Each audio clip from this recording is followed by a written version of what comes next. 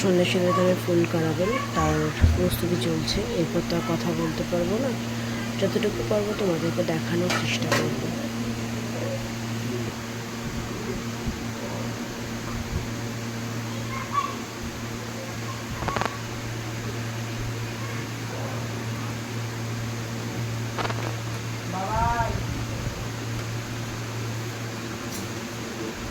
মাথায় কামিনী আতপ চাল দিল।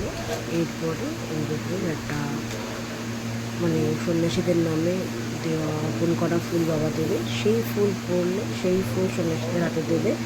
তারপর ওনারা তারপরে পুষ্পাঙ্গ করবেন।